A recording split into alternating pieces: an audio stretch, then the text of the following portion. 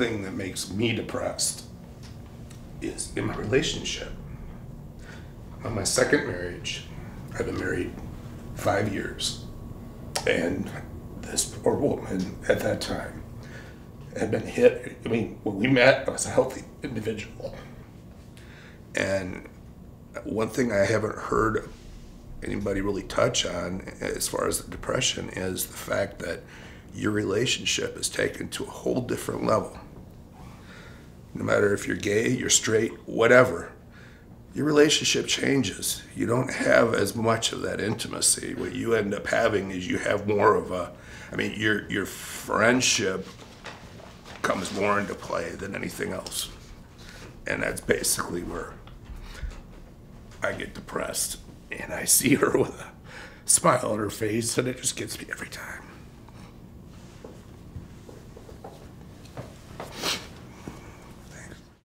I was raised in a family of boys, and I was raised with an attitude.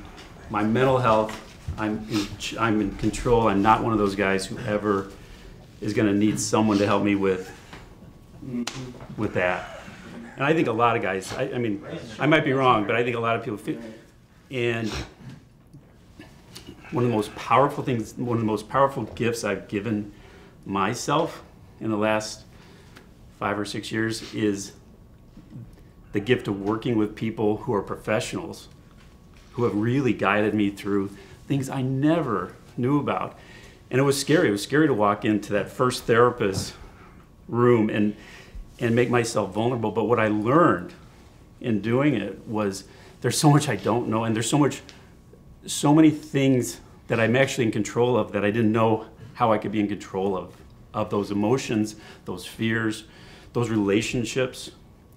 And to me, that's one part of this journey that is, I think, so overlooked and it's a journey of adversity. It's not just to prostate cancer or cancer, it's any adversity. And to me, that's a guy's issue, is to not be afraid to get help. It has been the leading thing that has pulled my life back together. And it's kind of one of those things I'm more in control of. It's like my emotions and my feelings are real. And I know I've learned enough about how it works that they don't scare me. You know, I go to work every day, and a lot of people, you see all these people rushing to work. And I always say I'm the luckiest man in the world. Even though when you look at something, you kind of say, you get a little down. I see all these people running to work. I go to work, I'm relaxed, but everyone else seems to have all these other pressures. So I use that as a positive for me, because I just go look, say I'm taking my time.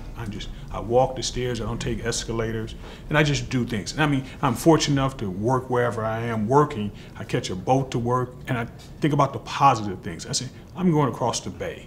People would dream to do this for a living. I say I'm the luckiest man in the world. And so I try to flip, like the term they use on the street, flip the script, turn it around and say, I got the same wife, 3 kids, they're healthy, I'm good.